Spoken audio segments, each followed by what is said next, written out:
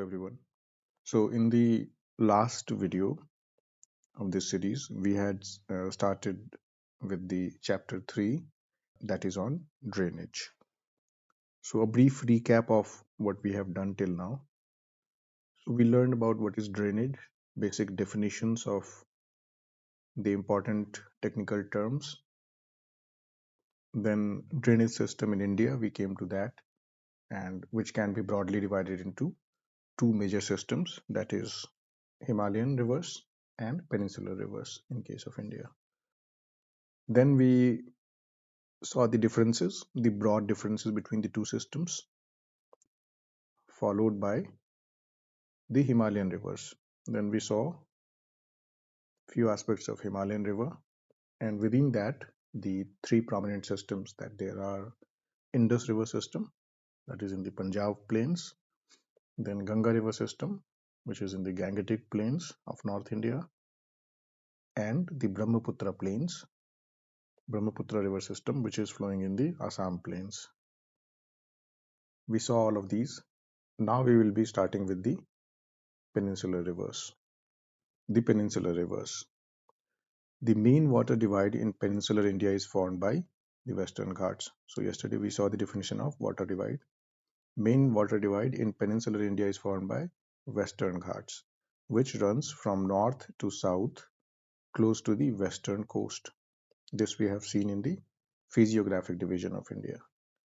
Most of the major rivers of the peninsula, such as Mahanadi, Godavari, Krishna, and Kaveri, flow eastwards and drain into the Bay of Bengal. This also we have seen in the physiographic divisions, that the main rivers in the peninsular India, the slope is from west to east, and from Western Ghats, which are at higher elevation than comparison to Eastern Ghats, and Eastern Ghats are also denuded, eroded because of these flowing rivers and because of the general trend of the slope, where the Western Ghats are higher elevation. And some of the rivers, for example, Mandavi, Juari, Periyar, they are flowing in the western direction from Western Ghats, and they drain into the Arabian Sea. These rivers make deltas. So deltas also we saw last time in the maps. At their mouths, there are numerous small streams flowing west of the Western Ghats. This is what I was talking about, Mandavi, Juari, etc. Small streams. Now, two prominent rivers which flow westwards, they include Narmada and Tapi. They are the only long rivers which flow west and make estuaries. But what happens? They don't form delta. That you have to keep in mind. That is an important difference. That eastward flowing large rivers, they form delta, whereas westward flowing only two large rivers are there, Narmada and Tapi, they form estuaries and not delta. And this happens because of the nature of the coast. Eastern coast is emergent coast, that we will see later on, whereas the western coast is a submergent coast. So in submergent coast, you don't have deltas. Next, the drainage basins of the peninsular rivers are comparatively smaller in size. Drainage basins. So this chapter started with the definition of drainage basins. That's why those definitions are very important to understand the concepts. The drainage basins of the peninsular rivers are comparatively smaller in size. So the catchment area, you could say, the catchment area, so that will include the main river as well as the tributaries. So all of that area, that basin is very small comparison to what? Himalayan rivers. Now we will start with the Narmada Basin. The Narmada rises in the Amarkantak Hills. Origin, important. In Madhya Pradesh, it flows towards the western side we saw, in a rift valley. So it is not creating its own path. Path is created by tectonic activities. Rift valleys are formed through tectonic activities, and it has found a ready-made path and it flows in that. Formed due to faulting. Faulting is a tectonic activities. On its way to the sea, that is Arabian Sea, The Narmada creates many picturesque locations. Many picturesque locations, so which are good for tourism purposes, aesthetic, they have aesthetic importance. सुंदरता के लिए जाने जाते हैं. The marble rocks, for example, the marble rocks near Jabalpur, Bheda Ghat we call, right? Bheda Ghat, you can search, where the Narmada flows through a deep gorge. So it is flowing through a deep gorge. And the Dhumadhar Falls. Dhauladhar is in Himalaya. Dhumadhar Falls, where the river plunges over steep rocks. Fall means waterfall. So waterfall it is creating. Dhumadhar. That is important from tourism perspective. Now, do you know the Narmada River Conservation Mission has been undertaken by the government of Madhya Pradesh by a scheme named Namami Devi Narmade. So, based on the Namami Gange scheme, all tributaries of the Narmada are very short, and most of these join the main stream at right angles. All tributaries are very short. So, some characteristics of tributaries is now coming up. Most of these join the mainstream at right angles. The Narmada Basin covers parts of Madhya Pradesh and Gujarat. So states through which the river flows, Madhya Pradesh and Gujarat. That is also important. So now we will briefly see about the Narmada River in the map. So if you see the path of Narmada River, it is arising. Its origin is here and it is flowing like this. So this is Madhya Pradesh region and you have Gujarat region here that Narmada is flowing, and tributaries are very small, so not shown on the map, because then you will need a larger scale map to see the small type tributaries. If prominent tributaries were there, they would have shown it here. Now we will start with the Tapi Basin. The Tapi rises in the Satpura range. What is the origin place? Satpura range in the Betul district of Madhya Pradesh. It also flows in a rift valley parallel to the Narmada, but it is much shorter in length. So it is also flowing in Rift Valley, which is parallel to the Narmada. So if a question is asked, which two rivers of India or which rivers flow in the Rift Valley? Rift Valley is in India. So you have the answer if these are in the option Narmada or Tapi.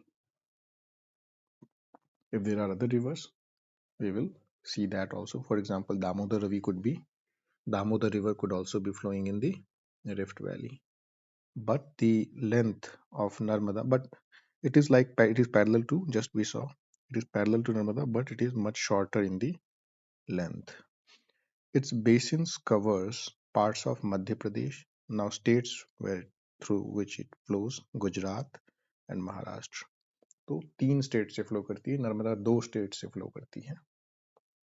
Now we will see the coastal plains between Western Ghats and the Arabian Sea are very narrow. ये हमने पढ़ा था physiographic division में, जब western coast हम पढ़ रहे थे.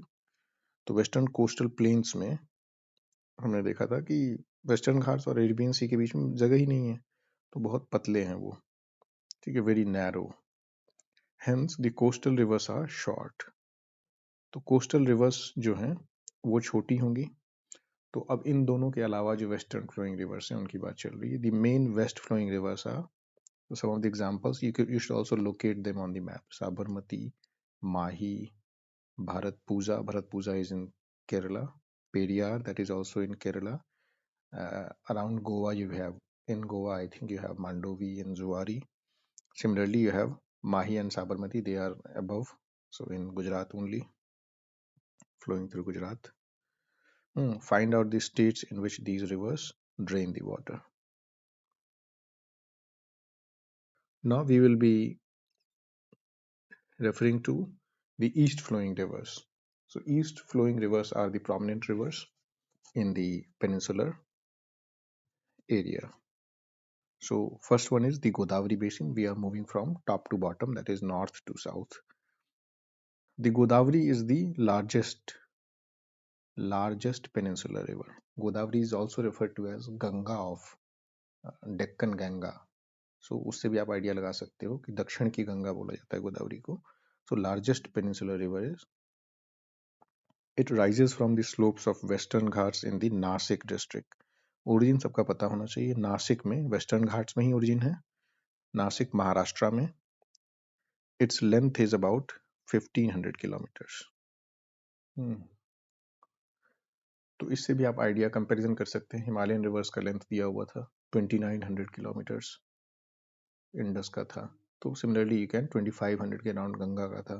मोर देन 2900 ब्रह्मपुत्र का था, इंक्लूडिंग दी सांगपो पार्ट. तो वो चीज आपको देख लेनी है कंपैरिजन में. It drains into the bay of Bengal. Its drainage basin is also the largest. Drainage basin means including the basin, including the tributaries. तो वो भी लार्जेस्ट है इसका पेनिनसुलर रिवर्स के बीच में.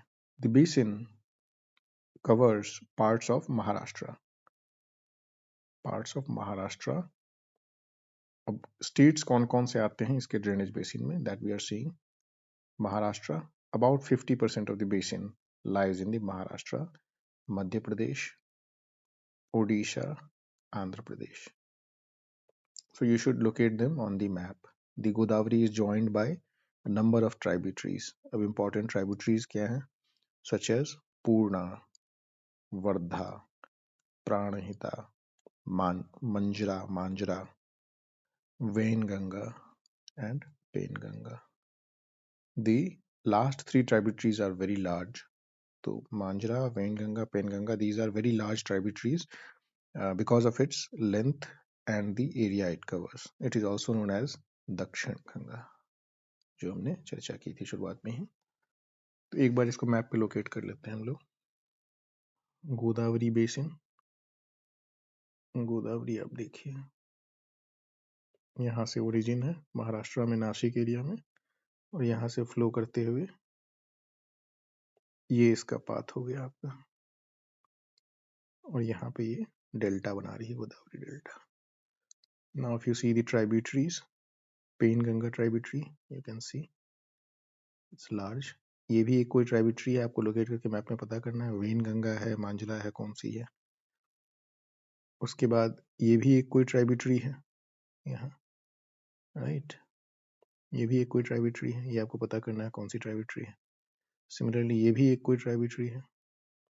सो try to find out these. Now we will start with the Mahanadi Basin. Now Mahanadi Basin is even in the north of Godavari. Godavari is in the southern direction from Mahanadi because Mahanadi flows in Odisha. So Mahanadi rises in the highlands. Mahanadi का देखते हैं तो highlands of Chhattisgarh. Highlands of Chhattisgarh में महानदी का origin है, उद्गम स्थान. It flows through Odisha to reach the Bay of Bengal. The length of the river is about 860 kilometers. Its drainage basins is shared by Maharashtra, Chhattisgarh, Jharkhand and Odisha. तो ये चार states को connect कर रही है इसका ड्रेनेज बेसिन. एक बार map में चेक कर लेते हैं. So this is the Mahanadi river. अब इसमें आप कुछ ट्राइब्यूटरीज भी होंगी. हाईलैंड्स ऑफ छत्तीसगढ़ में इसका ओरिजिन है. अब ये सब देखिए ट्राइब्यूटरीज हैं इसमें, ये भी ट्राइब्यूटरी है. तो you have to locate it on the map and confirm whatever fact is given.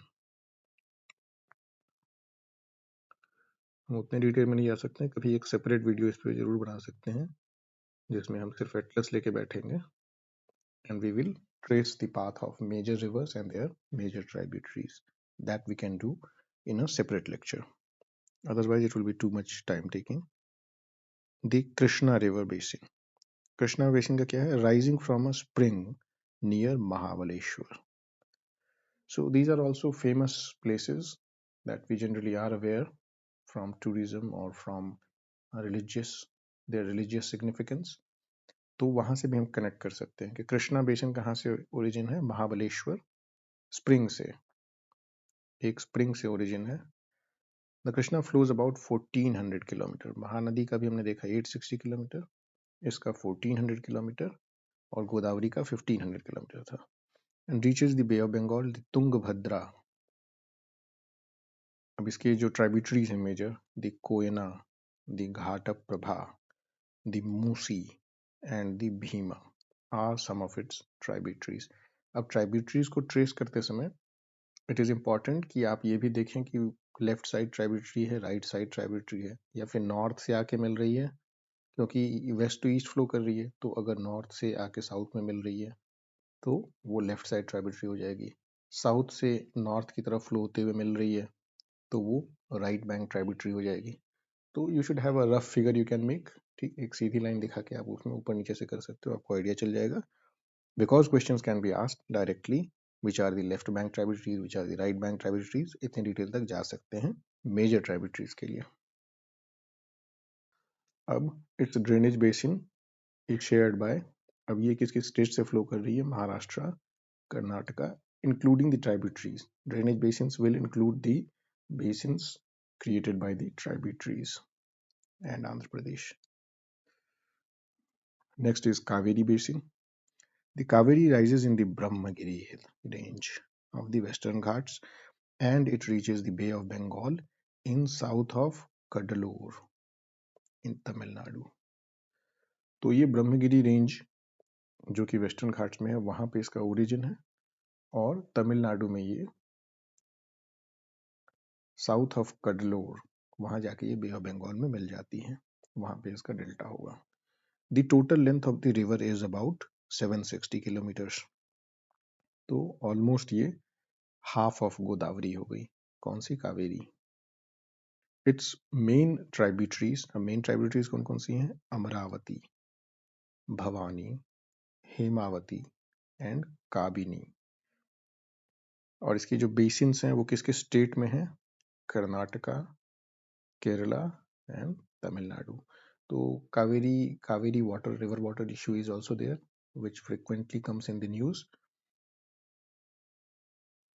तो वो जनरली किसके बीच में है, किन किन स्टेट्स के बीच में होता है? तो कर्नाटका और तमिलनाडु के बीच में आपने सुना होगा कि generally Kaveri river water sharing को लेकर के डिस्प्यूट्स रहता है, पॉलिटिकल इश्यूज हैं। Kaveri River Water Tribunal is also there that you have to study in the polity.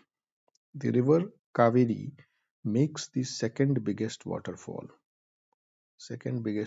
in India, known as Shivasamudram Falls. Important data is here. Shivasamudram Falls is related to which river?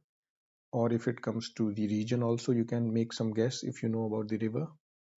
Shivasamudram Falls is related to Kaveri.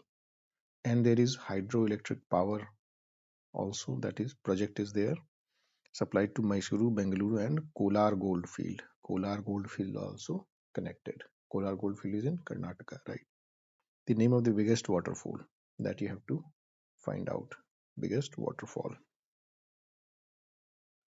Besides these major rivers, some smaller rivers flowing towards the east.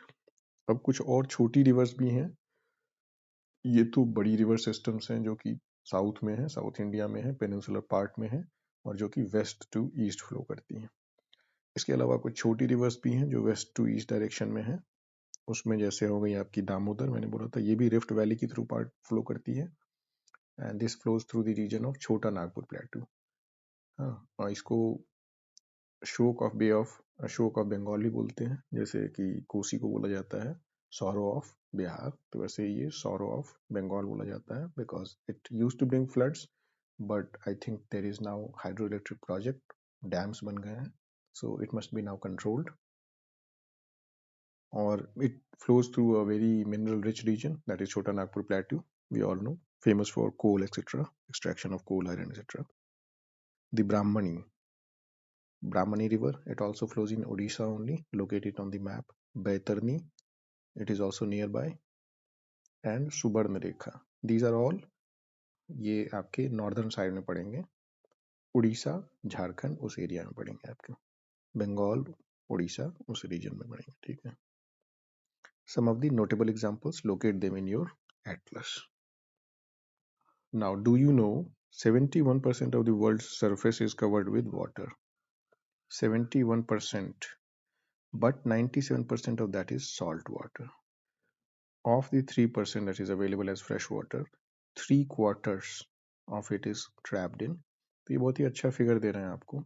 एक बार पहले हम map देख के आते हैं, फिर इस figure पे डिस्कस करेंगे. तो छोटी रिवर्स तो इस मैप में नहीं शो किया है, लेकिन आप बड़ी रिवर्स को देखो अगर, तो ये कृष्णा रिवर है आपके, Krishna river origin, Mahabaleshwar.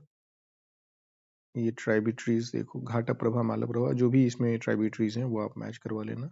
Tungabhadra, one of the major tributaries of Krishna, that is meeting here.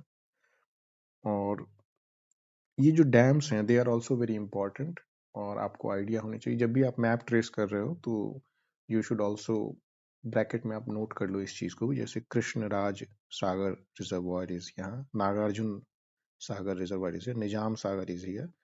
तो वो किस रिवर पे कौन सा डैम प्रोजेक्ट है, हाइड्रो इलेक्ट्रिक प्रोजेक्ट है, that also you should note down in your notes. अब कावेरी आप देखो ओरिजिन, और ऐसे फ्लो कर रहा है, ट्राइबिट्री है.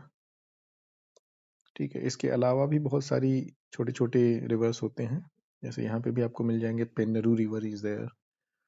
Similarly most of the rivers that were mentioned there वो आपके इस जोन में मिल जाएंगे आपको.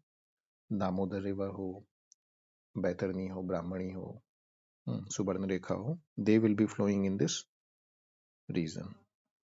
Now we will try to briefly understand the data that is given here.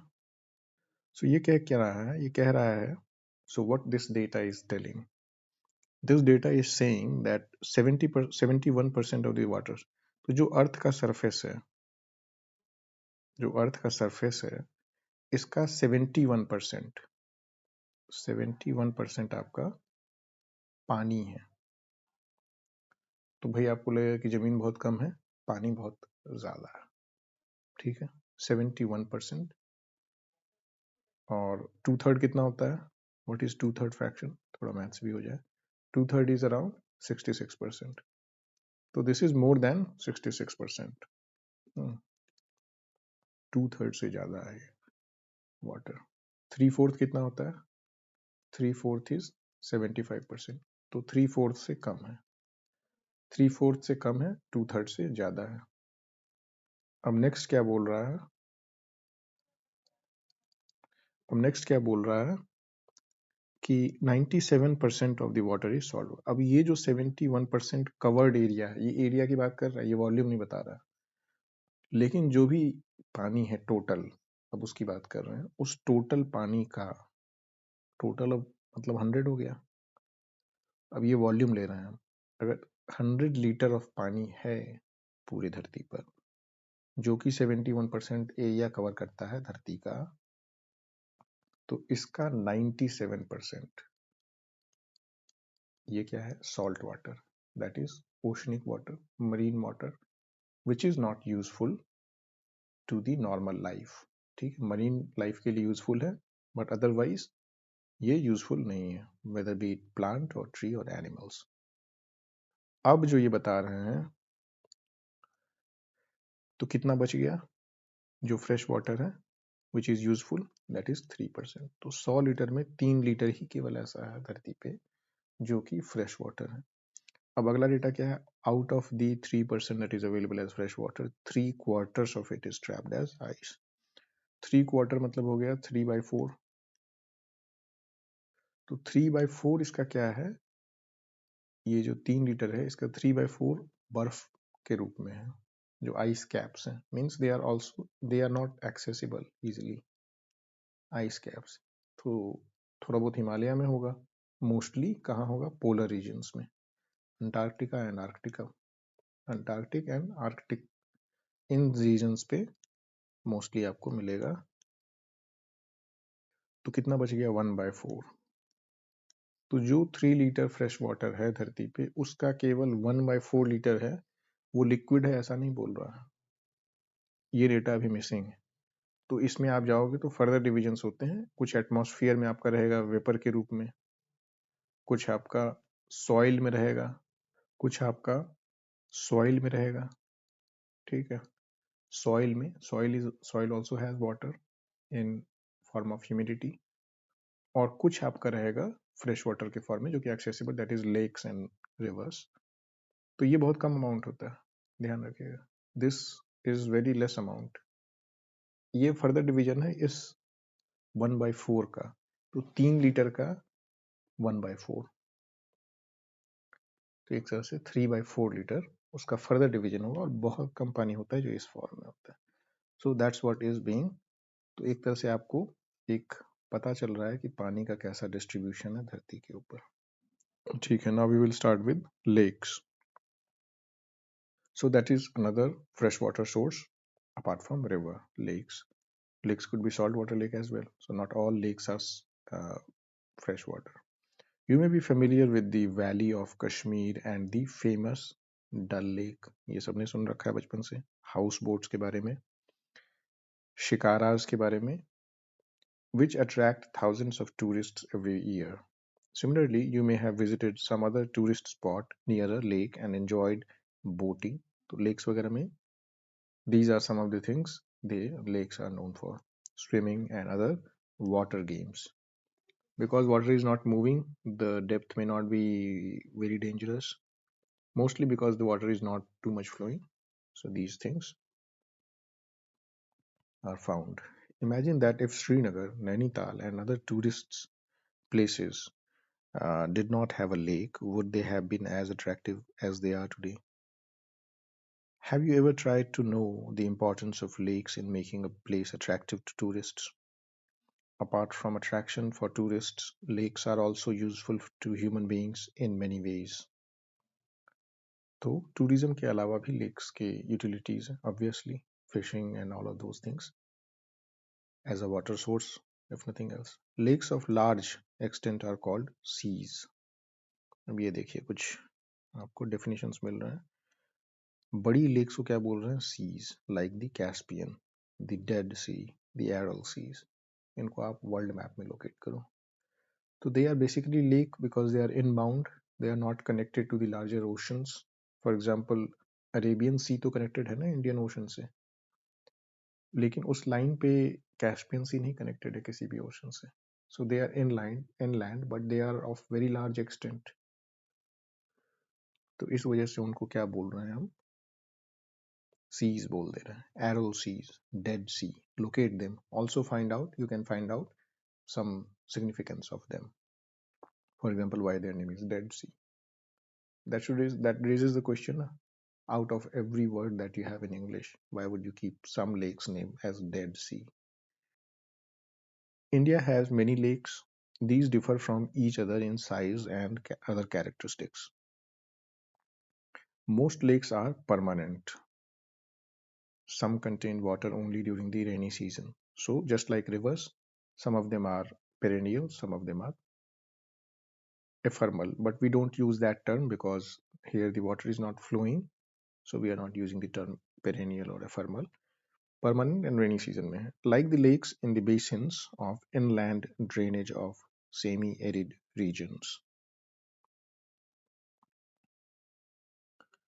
ठीक है, inland drainage की बात हमने की थी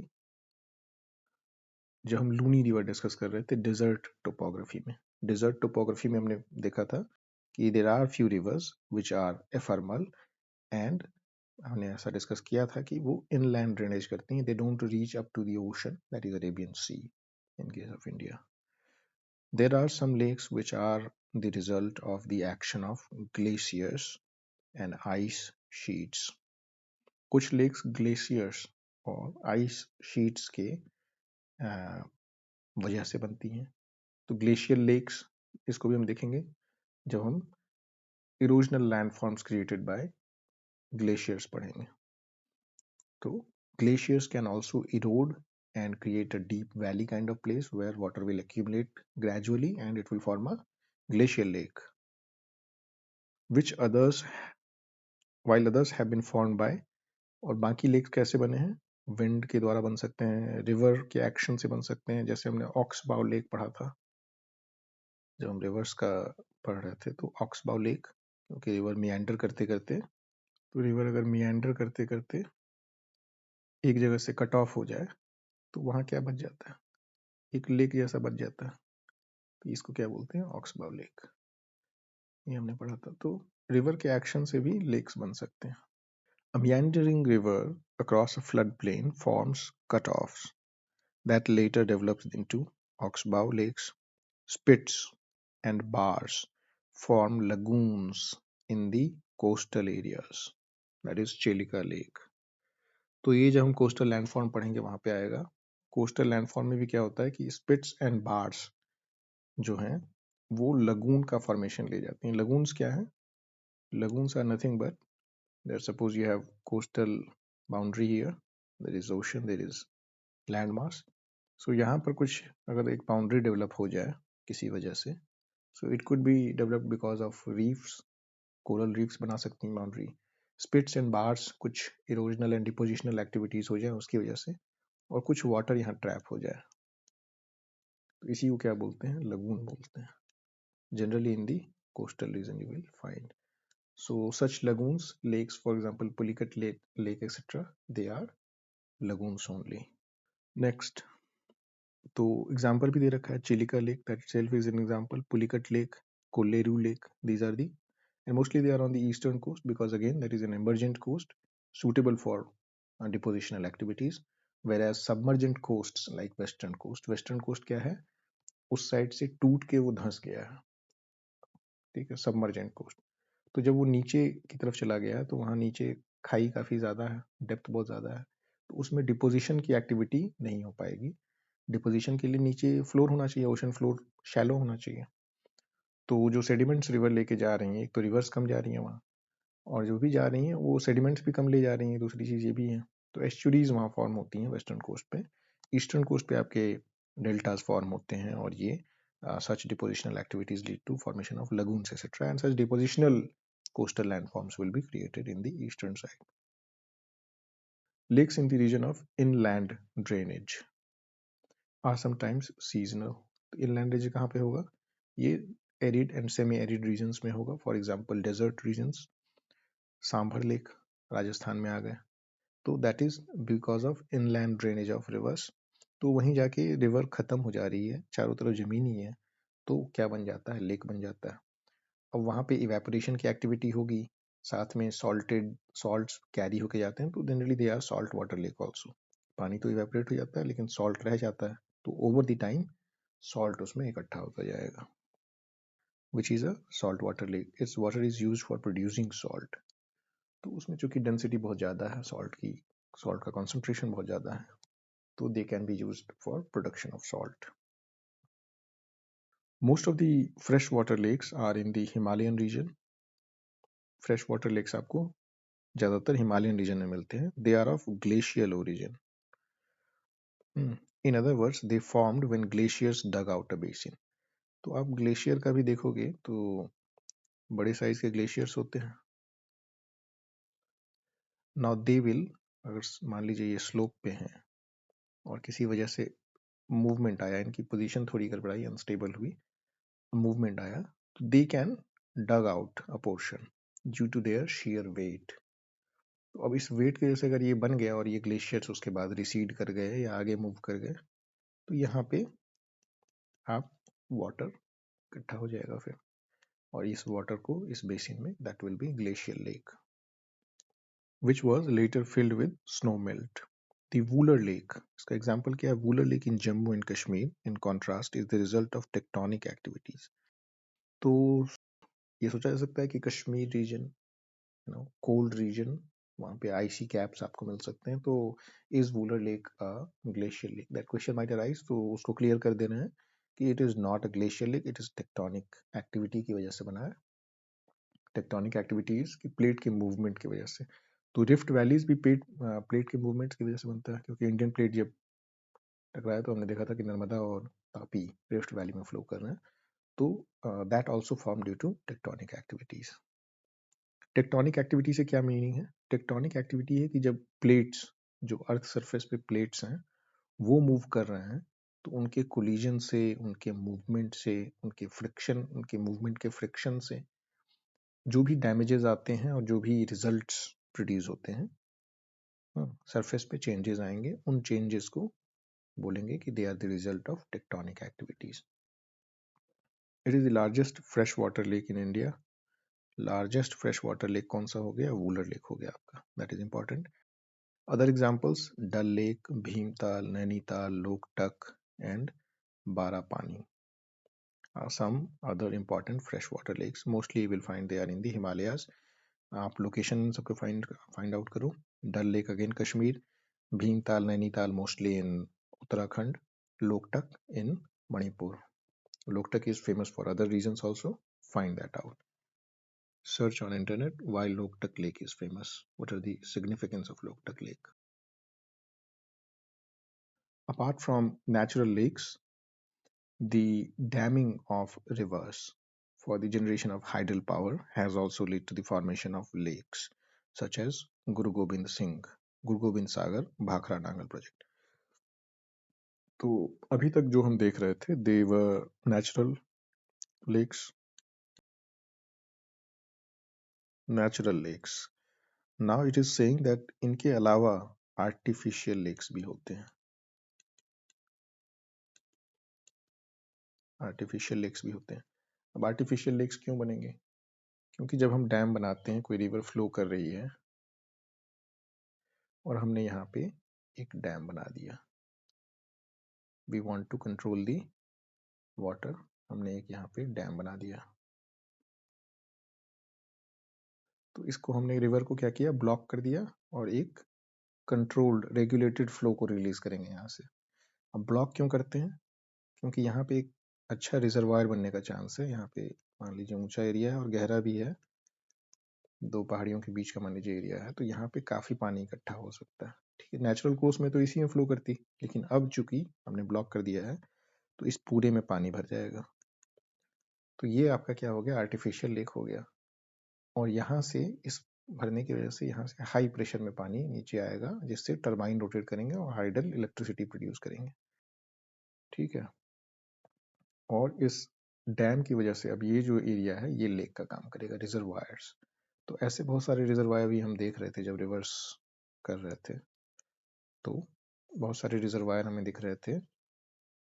जनरली सागर उसमें नाम में रहेगा आपको, निजाम सागर, कृष्णराज सागर, तो वैसे ही गुरु गोविंद सागर. अब ये किन रिवर्स पे हैं? That you can make a list. Make a list of natural and artificial lakes with the help of atlas. It's very important to be familiar with the atlas. If you want to learn geography properly, you should be in the habit of quickly referring to the atlas whenever you come across a new place. Lakes are of great value to human beings. A lake helps to regulate the flow of a river. हाँ, बीच में एक buffer की तरह काम कर रहा है. तो इससे क्या हो रहा है कि कुछ पानी ये स्टोर कर सकता है, तो आगे की तरफ जो पीछे और आगे की तरफ मान लीजिए एक्सेस पानी आ गया तो ये थोड़ा स्टोर कर लेगा. यहाँ फ्लो कांस्टेंट टाइप का रहा, some change will be there but not very major change. Similarly पानी कम हो गया तो इसके पास है थोड़ा प्रोवाइड करने के लिए. तो similarly so they act as a regulator to the flow of a river. During heavy rains it prevents flooding, and during the dry season it helps to maintain an even flow of water, जो हमने अभी discuss किया. Lakes can also be used for developing hydel power. तो जैसे हम लोग godown में रखते हैं अनाज को, उस टाइप का काम कर रहा है ये. गोडाउन में अनाज क्यों रखते हैं? कि जब अगर ज़्यादा प्रोडक्शन हो गया क्रॉप्स का, अनाज ज़्यादा प्रोड्यूस हो गया, तो हम जो ज़्यादा एक्स्ट्रा है वो उसमें डाल दिया. और जब कम प्रोड्यूस हुआ, एल नीनो अगर आ गया और कम प्रोडक्शन हुआ, तो हम क्या करेंगे? यहाँ से थोड़ा डिस्ट्रीब्यूट कर देंगे. या कोई डिजास्टर आ गया कोविड की तरह, तो हम यहाँ से सस्ते में सरकार डिस्ट्रीब्यूट कर देगी. तो मार्केट पे प्रेशर कम हो गया, तो फ्लो ऑफ अनाज जो मार्केट में अवेलेबिलिटी है क्रॉप्स की, that will be not affected. So similar is the case with the lakes. That's how they are acting as a buffer. Now it helps to maintain an even flow of water. Lakes can also be used for developing hydel power. ये भी हमने अभी देखा था कि चूंकि high pressure से ऊपर से आएगा पानी, ग्रेटर हाइट से आएगा, तो उससे टरबाइन को रोटेट करके हाइडल पावर प्रोड्यूस कर सकते हैं. They moderate the climate of the surroundings. अब ये हम जानते हैं कि वाटर का मॉडरेटिंग इफेक्ट होता है क्लाइमेट पे. तो जहाँ पर भी वाटर बॉडीज होती हैं तो आसपास का क्लाइमेट बहुत ज़्यादा गर्म, बहुत ज़्यादा ठंडा नहीं होगा. Maintain the aquatic ecosystem, obviously, because there is large amount of water there. Aquatic ecosystem will flourish there. Enhance natural beauty. तो ये जनरली घूमने के प्लेसेस भी होते हैं, बहुत जगह आपको टिकट देके देखने पड़ेंगे. Help develop tourism and provide recreation. तो वीकेंड्स पे आप जाके घूम के आ सकते हो इन सब रीजन पे. Now role of the rivers in the economy. अब एक उनके सिग्निफिकेंस को देख रहे हैं. रिवर्स के सिग्निफिकेंस को वी ऑल नो, बट कितने डायमेंशंस निकाल सकते हैं वो देखते हैं. Rivers have been fundamentally important throughout the human history. Most of the civilizations they started on the banks of rivers, important rivers. नाम भी कई बार मिलता है, नाइल्स हो चाहे गंगा हो, no? उनके नाम पे भी कई बार civilizations के नाम होते हैं. Indus Valley civilization we know. Water from rivers is a basic natural resource essential for various human activities. Therefore, river banks have attracted settlers from ancient times. These settlements have now become big cities. Make a list of cities in your state which are located on the river banks. तो अभी present state में क्या है हाल है इन civilisations का कि बड़ी बड़ी सिटीज जो हैं वो बैंक्स पे आपको मिलेंगी.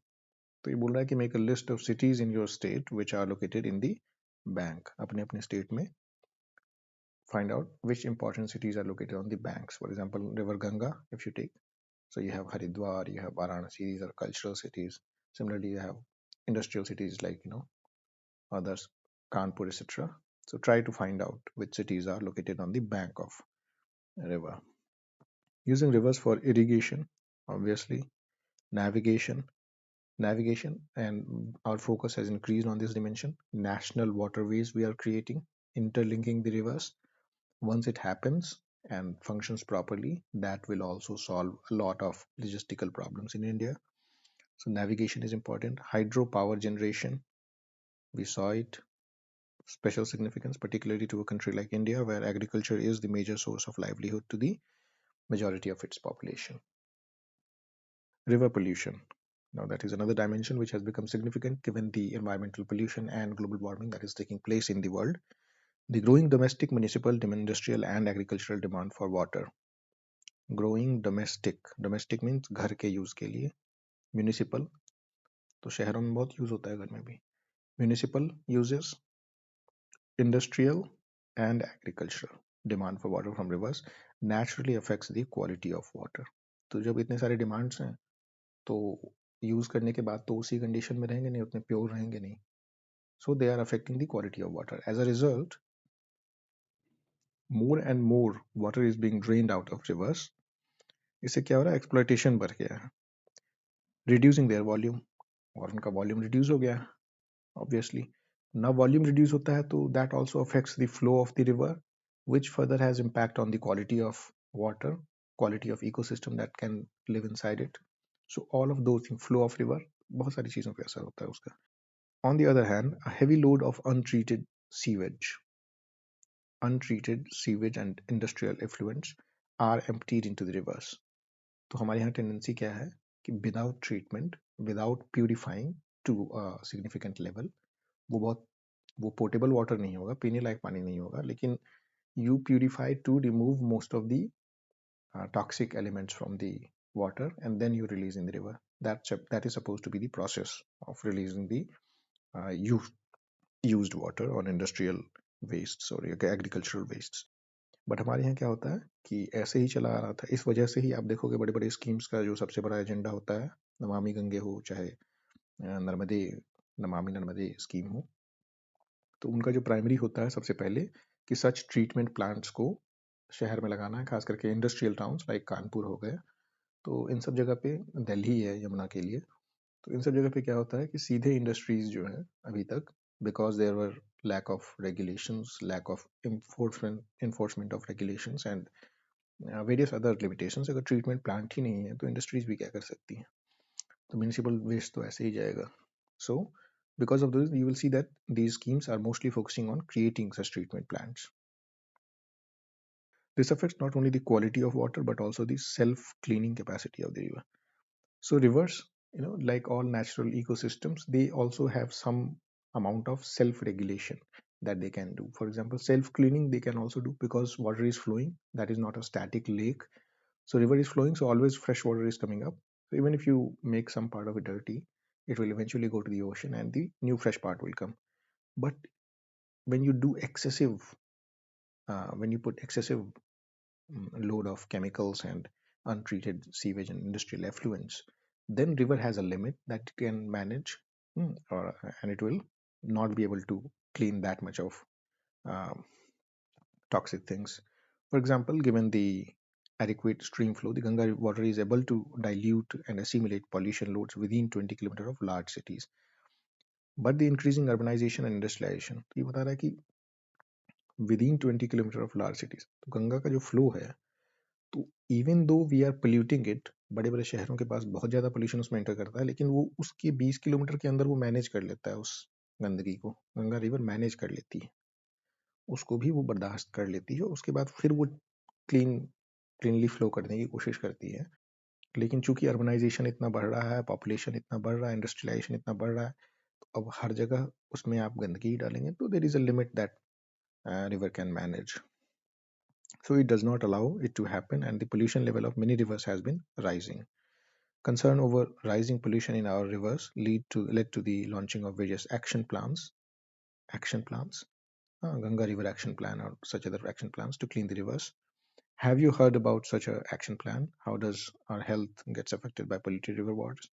रिवर को पोल्यूट करने से रिवर का कुछ नहीं जा रहा है. Ultimately all of those things are will come to bite us in the back. Okay, तो उसका असर हमारे ऊपर ही होने वाला है, हमारे यहाँ पे, क्योंकि हम भी रिवर से ही वाटर ले रहे हैं, उसी को प्यूरिफाई कर रहे हैं, उसी को म्यूनिसिपैलिटी हमें डिलीवर कर रही है. सो उसका इम्पैक्ट हमारे ऊपर आने ही वाला है. तो लेकिन किन फॉर्म्स में आ सकता है? So that you have to find out. Affected by polluted rivers, किन फॉर्म्स में हमारा हेल्थ अफेक्ट होता है, that you have to find out.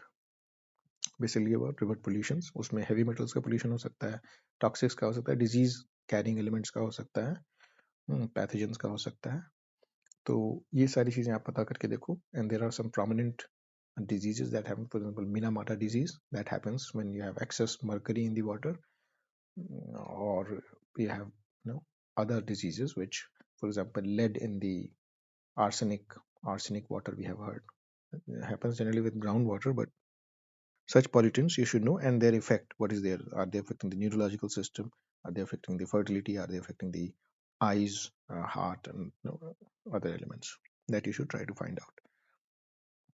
Think about life of human beings without fresh water. Arrange a debate on this topic in the class. So you can do that among your friends. So that completes this chapter. You should look at the exercise. First of all, once go through the chapter and revise that, and then try to solve these questions. So that completes this third chapter. Now, next we will meet for the fourth chapter in our next video. Thank you.